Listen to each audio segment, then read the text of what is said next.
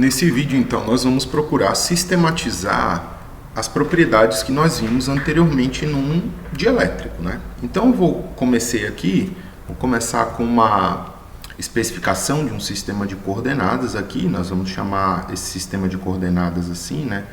Z, Y e X, dessa forma. E aqui existe um certo capacitor de placas paralelas carregado com uma certa carga elétrica aqui, mais Q, e aqui abaixo, naturalmente, menos Q. Vamos imaginar que esse capacitor, então, esteja aí carregado e que a carga, de fato, seja fixa. Então, nós vamos tomar o capacitor carregado e com carga Qzão, que está fixa, essa carga que está fixa. Bom, como nós sabemos, então, né, a carga Q, vamos escrever isso aqui com outra, a carga Q é o produto da capacitância vezes a DDP. Então, se nós soubermos que existe uma certa diferença de potencial estabelecida entre esses dois pontos AB, de modo que essa queda de potencial é conhecida, VAB, no caso lá da simulação apresentada, VAB naturalmente era o potencial associado àquela queda de potencial nos terminais de uma bateria. Então, como isso aqui é fixo, né, vamos imaginar a seguinte questão. Em relação ao cenário em que nós não tínhamos nenhum tipo de elétrico, né, a carga era Q e essa capacitância era C0 e a diferença de potencial era V0. Ora, para uma mesma carga, ou seja, vamos imaginar o cenário em que nós tenhamos a carga Q colocada ali, capacitância C0, V0. Mas ao invés de imergir isso daí, eu vou considerar um outro cenário que é como se fosse um instantâneo, uma fotografia disso, né? Em que eu agora coloquei a mesma diferença de potencial, carreguei até o final e deixei o dielétrico lá. Em relação a esse cenário, com a mesma carga, nós teríamos então que CV seria então o potencial. Ora, como a capacitância ela de fato aumenta, né, de um caso para outro, então esse C ele é igual a um C0 em uma constante multiplicativa, vamos chamar de constante multiplicativa essa constante aqui, ó, kappa. E kappa é justamente uma constante que define esse material, é a chamada constante dielétrica, né? Essa é a constante dielétrica. Isso é da natureza do material especificamente. Ora, para que a gente mantenha isso constante, é necessário, isso implica que V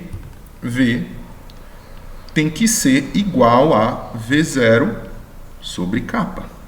Ou seja, a queda de potencial associada a esses dois terminais aqui, né, ela diminui por um fator 1 sobre kappa. É justamente o que nós vimos anteriormente, né? Então, veja que na hora que nós colocamos isso aqui, é claro que isso mantém o produto constante, então isso aqui implica que a queda do potencial, a queda do potencial com o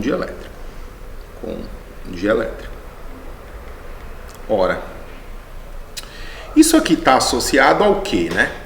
Se o potencial diminui num dielétrico, é sinal, então, de que algo associado ao campo diminui. Porque, veja, se nós tomarmos a DDP, né, VAB, que é VA menos VB, e isso é a integral de A até B de E escalar dr, nós sabemos disso, né?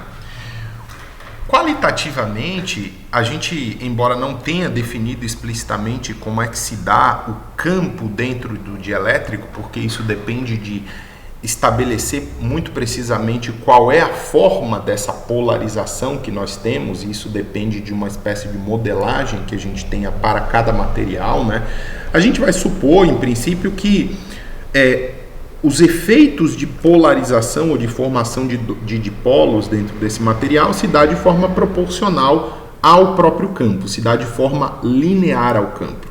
Então, uma evidência que nós temos dessa relação e dessa aqui, né, chamemos essa primeira aqui de 1, da equação 1, né, e usando naturalmente a equação essa 2 aqui, essa equação 2, nós tiramos como consequência que se o potencial diminui ali dentro, né, então é porque o campo diminuiu. E é igual a um E0 sobre kappa. Nós poderíamos, em princípio, pensar no seguinte: bom, se o campo aqui é estabelecido, né, da seguinte forma, ele é um campo elétrico uniforme, então a DDP VAB, ou simplesmente V, vamos identificá-la como V, né, essa diferença de potencial entre as placas, nós já calculamos, supondo essa presença, né, de um material linear, homogêneo, isotrópico, nós sabemos que, do ponto de vista do vácuo, né, essa diferença de potencial é dada pelo produto de E vezes T. Então, nós vamos supor exatamente que essas propriedades são válidas, né, e aí veja que essa relação, que é absolutamente obtida a partir dessa 2, só que essa é muito mais geral, né, do que essa. Como D não se altera, D sendo a distância entre essas duas placas, ou esse parâmetro aqui, né, Dzinho, então se V diminuiu é porque E deve ter diminuído também. Então, essa é uma das propriedades que a gente tira aí, de fato, dessa análise nossa, justamente pelo fato de que o potencial diminuiu. Essa é a nossa equação, então, 3, para analisar. Bem, mas então vejamos agora como é que, de fato, essa diminuição ela se dá, né? Para que a gente entenda como é que isso ocorre, como é que o campo aqui, né, dentro da região desse dielétrico diminui, a gente tem que então desenvolver um modelo específico, microscópico, para tentar entender como é que se dá essa diminuição. É o que nós vamos fazer na sequência. Então, vou desenhar aqui, então, uma configuração que é uma configuração, uma visão, digamos, torcida, né, daquele. Vamos imaginar que nós tenhamos uma placa aqui, vou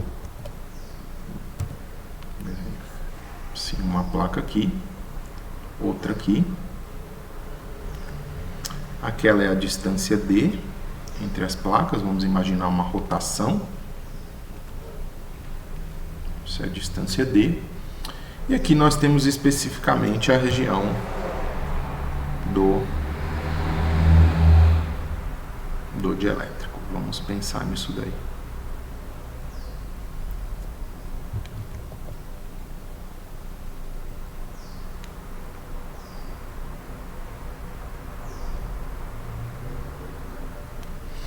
Certo. Então, se esse é o meio dielétrico, o que nós temos aqui? Bom, vou desenhar aqui uma figura tal qual fosse do campo elétrico, né, sem a presença do dielétrico. Então, sem a presença do dielétrico, nós teríamos isso aqui. Opa, deixa eu desenhar essas linhas um pouquinho mais retas.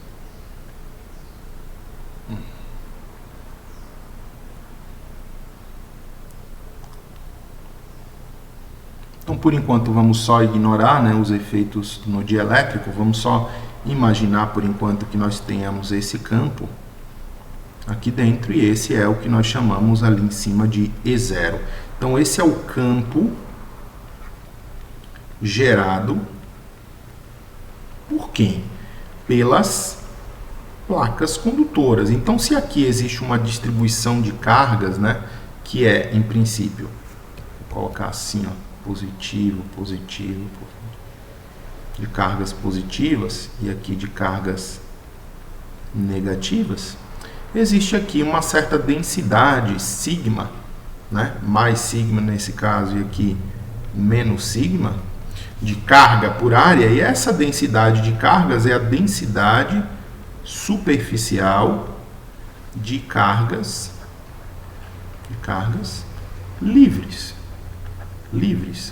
Por que nós chamamos livres, né? Por que nós chamamos cargas livres?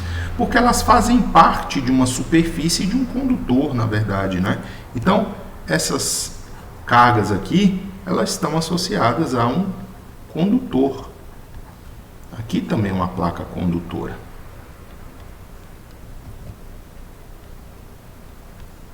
Ao passo que aqui dentro nós temos, obviamente, um isolante. Deixa eu até colocar aqui com aquela cor marrom. Isso aqui é um isolante. Então você veja que o campo ali dentro E0, né, ele é perturbado pela presença de, claro, de cargas positivas e negativas num material isolante e neutro. Eu vou supor que E0, eu vou dizer, ó, E0 em módulo, né? Em módulo não é grande o suficiente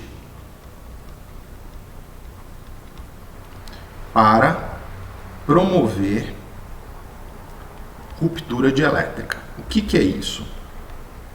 Ruptura dielétrica.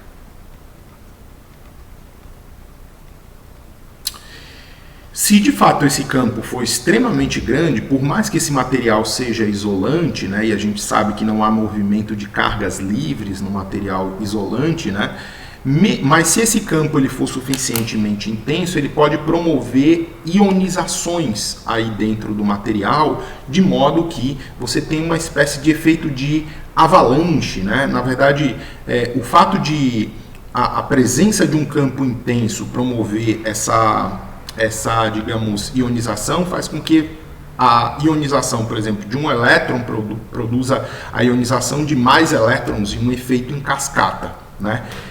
Por exemplo, a gente vê isso de um efeito de ruptura dielétrica quando você tem raios na atmosfera, né?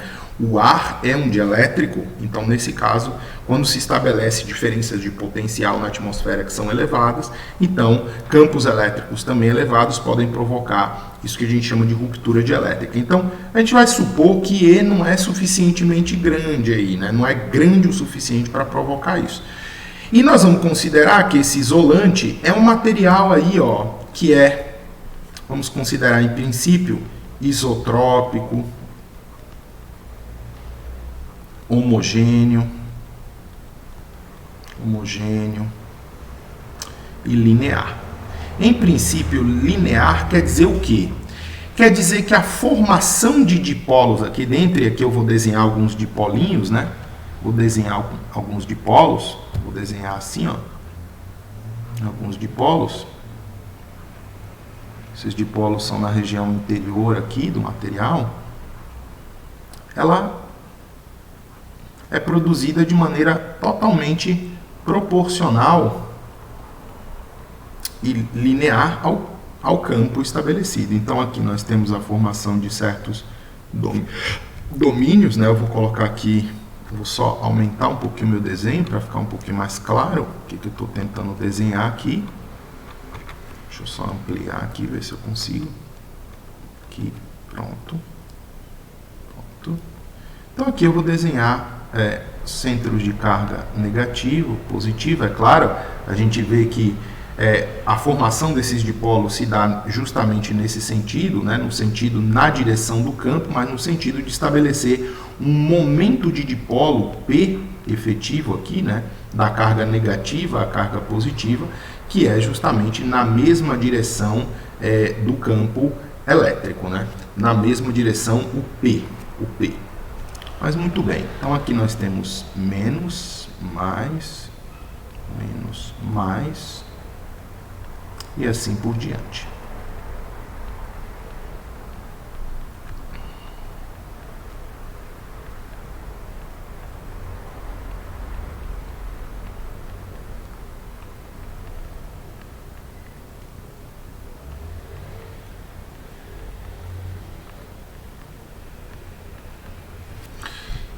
A questão central aqui, se nós realmente pensarmos, né, na formação desses domínios de dipolo, é que cada uma desses dipolinhos formados aqui terá um momento de dipolo individual, né? E a somatória desses momentos de dipolo individual vai indicar exatamente uma direção de polarização, né, para esses dipolos. Essa polarização efetiva, nós vamos chamar aqui com uma letra grandona aqui fora, que é justamente Pzão. Vamos dizer que Pzão é uma espécie de soma efetiva desses momentos de dipolo. Na verdade, Pzão é mais do que isso, é uma densidade volumétrica, né, do momento de dipolo. Eu não vou entrar especificamente nesses detalhes agora, mas P a gente chama de vetor de polarização. Vetor polarização.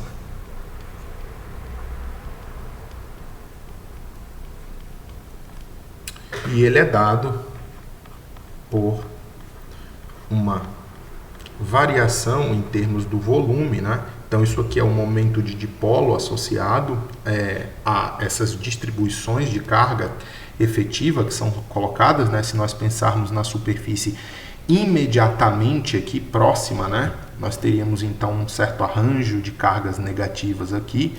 Então, nós teríamos um certo sigma, uma certa distribuição de cargas de polarização aqui, concentradas, né? Nós podemos pensar que, do ponto de vista de cruzamento dessa faixa estreita aqui, né? Os dipolos, eles acabam efetivamente como se fosse cruzando essa superfície, e efetivamente você teria uma espécie de carga líquida negativa para a esquerda e para a direita uma carga positiva. Mas aí, claro, do ponto de vista dessa neutralidade aqui, essa neutralidade ainda estaria preservada. O que se está fazendo é formar uma espécie de densidade superficial de carga nessa região e aqui também uma certa densidade superficial.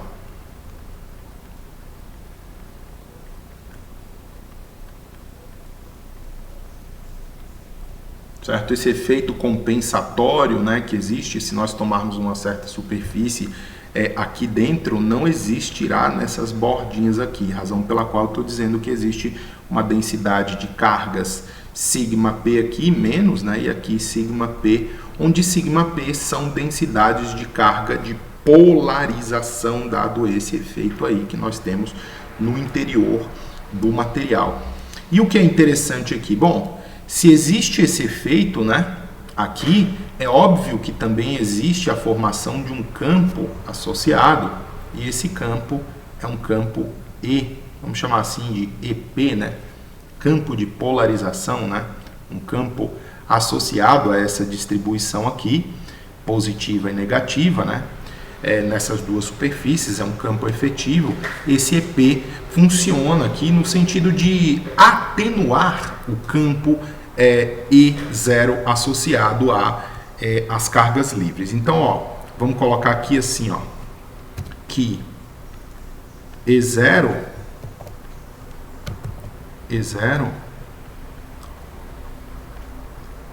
é o campo das cargas livres. É o campo gerado pelas cargas livres.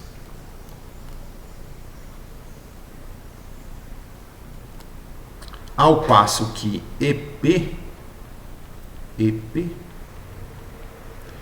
é o campo efetivo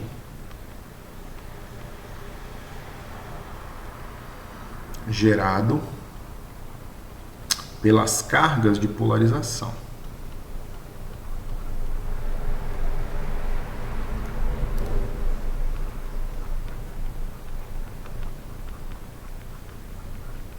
Pelas cargas de polarização. Então veja que o efeito das cargas de polarização, né, da polarização do meio, é produzir uma atenuação de campo, como nós vimos aqui, de modo que, se nós formos avaliar qual é o campo resultante, né, vamos chamar assim de ER, no interior do dielétrico, né, então nós vamos dizer que esse aqui é o campo resultante, vamos dizer assim, com dielétrico, ele vai ser o quê? Ele vai ser o campo E0, claro, mais o campo das cargas de polarização desse meio. Ou a gente chama também, né, essas cargas aqui, não só de cargas de polarização, como cargas ligadas. Então, vou usar essa nomenclatura aqui, chamar isso aqui desses dipolos, né, como cargas ligadas. Ligadas naturalmente em oposição a essas cargas livres, né? E claro, esse sigma P que aparece aqui, das cargas de polarização ou cargas ligadas, tem a ver com exatamente isso. Então, para que a gente faça essa conta aqui, né, e veja quem é o campo resultante, a gente precisa tomar alguma definição. Eu vou utilizar exatamente a definição que eu usei, né, lá em cima do meu sistema de coordenadas. Então, no meu sistema de coordenadas, a direção que apontava da placa negativa para a placa positiva era do unitário K. Então, o unitário K aqui nessa representação está ao longo dessa direção aqui, ó. Então, nós vamos desenhar aqui, ó. Vou desenhar aqui em vermelho. Então, aqui, como nós giramos aquela placa lá, né? Nós giramos essa placa, então vou só colocar o unitário na direção Z aqui para a gente fazer isso da maneira correta vetorialmente. Então, Z apontava assim nessa direção, né? Haja visto que nós giramos de 90 graus nessa direção. Então, veja aqui que eu posso definir, né, a direção do campo EP na direção desse unitário, a direção do campo E0 também, da seguinte forma, então. Então, vejamos. ER, então, em termos vetoriais, aponta onde? Então, ER é E0, que é o campo em módulo E0, na direção contrária, não é? Do unitário K, na direção contrária, não, no sentido contrário, perdão, menos K. Ao mesmo tempo, o EP aponta na mesma direção, ele tem uma magnitude EP na direção K. No entanto, o vetor resultante de campo, né? O campo resultante tem que continuar apontando nessa direção. Por quê? Porque esse efeito de atenuação ele não é forte o suficiente para compensar esse campo aqui, como nós vimos. Então, de fato, existe uma atenuação do campo elétrico, mas não de modo a atenuar completamente isso aqui no material, né, quando o dielétrico está imerso, de modo que o campo resultante aponta nessa direção menos K. Então, ele é um menos E resultante na direção K. Conclusão disso daqui é o seguinte, que o campo resultante, ele é E0 menos o campo das cargas de polarização. E daí a gente vê uma coisa interessante, por quê? Porque nós vimos que o campo resultante na presença do dielétrico, ele é atenuado por um fator kappa, então ele é E0 sobre kappa, de acordo com esse argumento que nós traçamos aqui. Então, o que acontece aqui é, a partir dessa relação, vamos chamar essa relação aqui de 4, né? Eu chamei ali uma equação de 3 ali em cima, vou chamar de 4 essa aqui. A partir dessa relação, nós vamos extrair um vínculo entre as cargas ligadas, a densidade de cargas ligadas e a densidade de cargas livres, né? Naquele condutor ali que são, de fato, as placas. Então, eu vou colocar isso aqui. Vamos imaginar que sigma, que E0 seja o campo gerado por duas placas, com essa densidade de carga mais aqui e menos aqui, de modo que essas placas sejam muito grandes. Então, a gente viu que esse campo E0 no interior aqui, ele é sigma sobre ε0. Esse sigma, obviamente, a gente podia chamar de sigma L, eu vou só chamar de sigma das cargas livres. Das cargas livres. As cargas livres. Ou, se você preferir, do condutor. Do condutor. Certo? Ao passo que, do ponto de vista das cargas de polarização, se nós temos essa distribuição efetiva, né, resultante de cargas positivas aqui nessa superfície, essa digamos, uma distribuição líquida, vamos colocar assim, né? Então, existe um campo daqui para cá, que é esse campo que eu procurei graficar como EP, né? EP, e ele é dado simplesmente pela mesma expressão que nós obtivemos anteriormente, né? Como se fossem dois planos infinitos com essas cargas. Então, de modo que eu pudesse escrever isso aqui como sigma P sobre ε0. Sobre ε0. E isso é E0 sobre kappa. E E0, naturalmente, ele é sigma das cargas livres sobre ε0 kappa. Então, você vê aqui uma coisa bastante interessante, né? Que as cargas de polarização, que são essas aqui que aparecem, essa aqui, né? A densidade de cargas ligadas, ela está vinculada à densidade de carga superficial fora, né, pela seguinte relação. Então, se nós só transpusermos esse termo para cá e jogar esse outro para cá, né, então ficaria que sigma P sobre ε0 é igual a quem? A sigma sobre ε0, fatorando então 1 mais 1 sobre kappa. Então, daqui nós extraímos uma relação bastante importante, bastante interessante, na verdade, também, que vincula as duas quantidades, né? Vincula as duas quantidades. A densidade de cargas ligadas de polarização, ela é a densidade superficial 1 mais 1 sobre kappa. Então, um isolante de fato ideal, né, em que kappa tenda a infinito, um isolante ideal, essa distribuição de cargas de polarização seria idêntica à densidade de cargas livres que nós teríamos ali naquela região na região das placas, né? Então, isso é um aspecto bastante interessante aí para nós tirarmos, né? Qual é a relação entre essas duas cargas. Por último, vale mencionar só uma questão, né? Que é uma questão de definição que nós podemos colocar aqui rapidinho para terminar. Essa é a nossa conclusão, né? Nossa equação 5. Nossa equação 5. E por fim,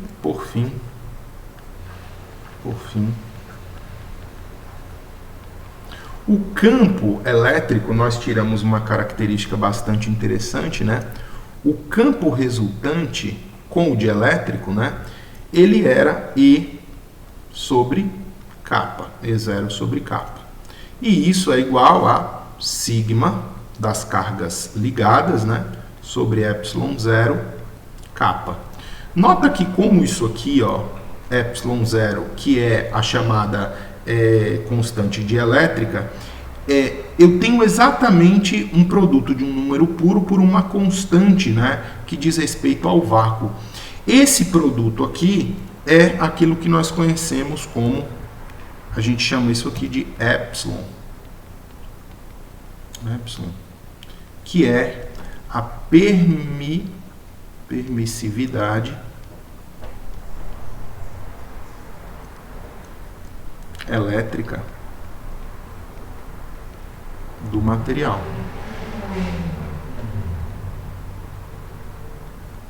E ela é identificada por uma letra epsilon. Então, para os materiais, de uma maneira geral, né, epsilon é igual a ε0 sobre kappa. Então, todas as propriedades desse material vão estar vinculadas à propriedade fundamental, né, do vácuo ε0 através de uma constante, essa é a chamada constante dielétrica, certo?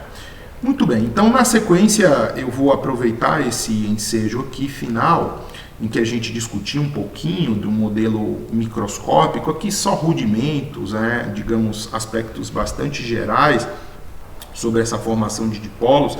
Nós não chegamos a discutir explicitamente o modelo de polarização, por que em materiais de fato não lineares o que aconteceria, efeitos de proporcionalidade ao campo ao quadrado, ao campo ao cubo. Nós não vamos entrar nesse mérito, porque isso dependeria de uma modelagem muito mais sofisticada do material aqui dentro, né?